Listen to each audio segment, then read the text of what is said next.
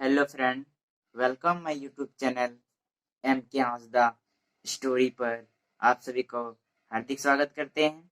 तो कैसे हैं आप लोग? तो कमेंट बॉक्स में इसका जवाब दें। आप लोग कैसे हैं और कहाँ कहाँ से इस वीडियो को देख रहे हैं? आप लोग कमेंट बॉक्स में इसका जवाब भी दें। तो चलिए आज हम लोग शुरू करते हैं मूर्ख राजा और चतुर मंत्री की कहानी। ठीक है, a foolish king and a clever minister story आज शुरू करते हैं। तो चलिए स्टार्ट करते हैं। कई सालों पहले नदी के किनारे पर एक द्वितीय नामक नगरी हुआ करती थी। इस नगरी में शासन करने वाला राजा बहुत ही मूर्ख था। वही राजा का मंत्री बहुत चतुर था। एक दिन शाम के समय राजा और मंत्री दोनों कहीं किनारे टहलते हुए शाम का आनंद ले रहे थे। तभी राजा ने मंत्री से कहा, सवाल पूछा उससे, क्या तुम बता सकते हो कि यह नदी किस दिशा में और कहाँ तक बहकर जाती है? मंत्री ने आराम से राजा को तुरंत जवाब देते हुए कहा कि यह नदी पूर्व की दिशा में बहती है और यह पूरब देश तक जाती है। इस पर राजा ने कहा कि वह नहीं चाहता कि हमारे देश का पानी पूरब में देशवासी इस्तेमाल करे। राजा ने मंत्री को नहीं का नदी का पानी रोकने के लिए दीवार खड़ी करने का आदेश दिया। तभी मंत्री ने राजा से कहा कि ऐसा करने पर हमारा ही नुकसान होगा। राजा ने गुस्सा में कहा, पानी हमारा है और पूरब देश वाले मुफ्त में इसका इस्तेमाल कर रहे हैं और तुम बोल रहे हो कि हमारा ही नुकसान होगा। इसमें हमारा कुछ नुकसान नहीं होगा, ऐसा राजा ने कहकर विराम किया। तुम जल्दी से नदी में दीवार बनवाने का काम शुरू कर दो, ऐसा राजा ने आदेश दिया। मंत्री राजा का आज्ञा का पालन करते हुए कारीगरों को बुलाता है और नदी के पास दीवार बनवाने का काम शुरू करवा देता है। नदी में दीवार बनाने का काम तेजी से चलने लगा और कुछ दिनों में दीवार बनकर तैयार हो गया।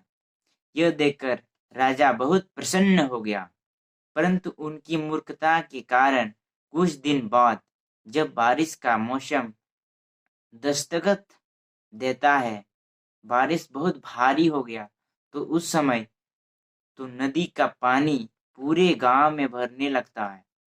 उस समय पूरे नदी का पानी गांव में भरने लगता है। धीरे धीरे पानी लोगों के घरों में घुसने लगता है, घुसना शुरू हो जाता है। इससे परेशान होकर सारे नगरवासी एकजुट होकर मंत्री के पास आता है। मंत्री उन्हें आश्वासन देता है कि वह इस समस्या का हल ढूंढ निकालेगा। लोगों की परेशानी सुनकर मंत्री समाधान निकालने के लिए एक योजना बनाता है। उन्होंने राजमहल में समय के बताने के लिए घंटा बजाने वाला शख्स को इसमें शामिल किया। वह समय अनुसार घंटा बजाता था, जिससे लोगों को समय पता चलता था। मंत्री ने उसे कहा कि आज तुम प्रति घंटा के बजाय हर आधे घंटे में घंटा बजाना। उस आदमी ने मंत्री की बात सुनकर मंत्री जैसा बोला वैसे ही काम शुरू किया, वैसा ही किया। इससे जब सुबह के 3 बज रहे थे तो उन्हें 6 बार घंटा बजाया। 6 घंटे सुनकर राजा और सभी नगरवासी लगा 6 बज गया और सुबह हो गई होगी। राजा उठकर बाहर आता है तो वहां मंत्री पहले से ही मौजूद होता है। बाहर अंधेरा देखकर राजा मंत्री से पूछता है कि अभी तक सूर्योदय क्यों नहीं हुआ है मंत्री साहब। राजा ने सवाल का जवाब देते हुए मंत्री ने कहा, महाराज, सुबह प्रातःकाल हो चुकी है, पर हमने पूर्व दिशा वालों के यहाँ पानी को जाने से रोक दिया है, तो शायद इसलिए उन्होंने हमारे यहाँ सूर्य की रोशनी को आने से रोक दिया है।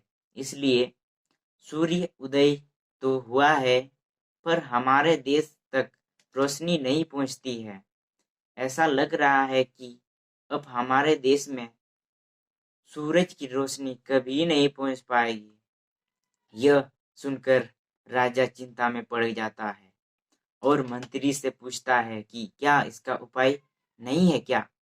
तब मंत्री उत्तर देता है कि महाराज, अगर आप नदी का पानी छोड़ देते हैं तो हो सकता है कि वो भी सूरज को छोड़ देंगे।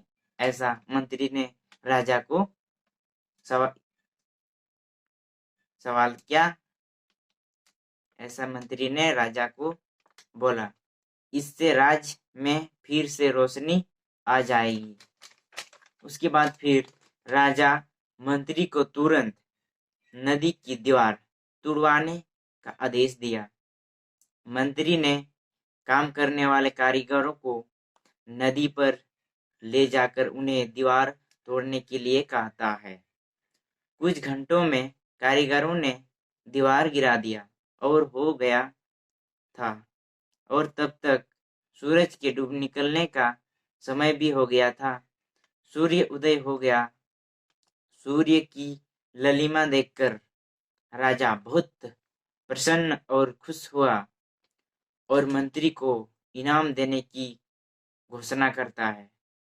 राजा ने मंत्री को तारीफ करते हुए कहा, तुम्हारे कारण हमारे राज्य में फिर से सूर्य उदय हो पाया है। इसके बाद मंत्री कहता है, महाराज, ये तो मेरे प्रति मेरा फर्ज है अपने राज्य का। तो दोस्तों, आप लोग यदि इसके क्या सीख मिला आप लोग जानते हैं, या क्या सीख मिला इसके बारे में आप लोग समझ गए, तो कमेंट बॉक्स में क्या सीख मिला इसके बारे में आप लोग कमेंट करें। तो मेरी तरफ से ये क्या सीख मिली है मैं बताता हूँ कि कभी भी दूसरों का बुरा नहीं करना चाहिए और न ही उनकी तरक्की देखकर जलन की भावना रखनी चाहिए। तो इतना ही आज। यदि आप लोग मेरे चैनल पे नए हैं तो चैनल को सब्सक्राइब कर दो और साइड में जो बेल आइकन है उसके प्रेस कर दो। और क्या बोले, 1 के सब्सक्राइबर होने पर मैं आज आप लोगों को वादा करता हूँ कि आप लोगों का कमेंट भी पढ़ने शुरू कर दूंगा। Q&A आप लोगों का कमेंट पढ़ने शुरू कर दूंगा। तो आप लोग जल्दी से जल्दी इस चैनल को सब्सक्राइब करें और आपका भी नाम हम पढ़ के आपको सुनाएंगे। तो चलते हैं, आज इतना ही। तो चैनल को आप लोग सब्सक्राइब कर दीजिए प्लीज़।